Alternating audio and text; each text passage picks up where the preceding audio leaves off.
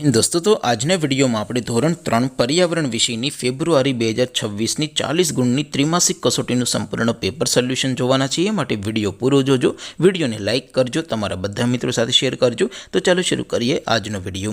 દોસ્તો ધોરણ 3 पर्यावरण વિષયની ફેબ્રુઆરી 2026 ની 40 ગુણની ત્રિમાસિક કસોટીનું સંપૂર્ણ પેપર સોલ્યુશન PDF ફોર્મેટમાં ડાઉનલોડ કરવા માટેની લિંક આ વિડિયોના ડિસ્ક્રિપ્શનમાં આપેલી છે।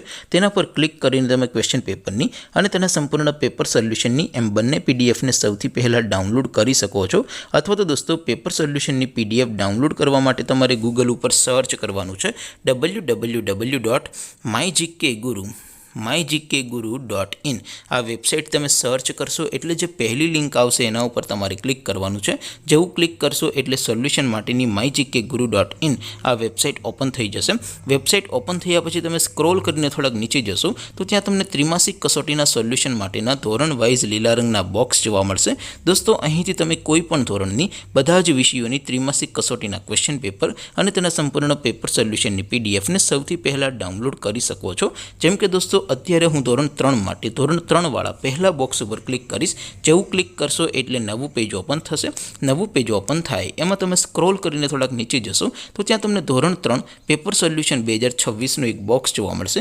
જેમાં દોસ્તો નીચે લખેલું છે ધોરણ 3 પર્યાવરણ પેપર। તેની સામે ડાઉનલોડ બટન છે તો એ ડાઉનલોડ ઉપર ક્લિક કરશો તો ધોરણ 3 પર્યાવરણ વિષયની ત્રિમાસિક કસોટીનું ક્વેશ્ચન પેપર PDF ફોર્મેટમાં ડાઉનલોડ થઈ જશે।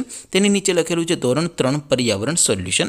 તેની સામે પણ ડાઉનલોડ બટન છે તો એ ડાઉનલોડ ઉપર ક્લિક કરશો તો ધોરણ 3 पर्यावरण વિષયની ત્રિમાસિક કસોટીનું સંપૂર્ણ પેપર સોલ્યુશન PDF ફોર્મેટમાં ડાઉનલોડ થઈ જશે। તો દોસ્તો આવી રીતે તમે ધોરણ 3ના બધા વિષયોની ત્રિમાસિક કસોટીના ક્વેશ્ચન પેપર અને તેના સંપૂર્ણ પેપર સોલ્યુશનની પીડીએફને www.mygkguru.in આ વેબસાઇટ પરથી ડાઉનલોડ કરી શકો છો।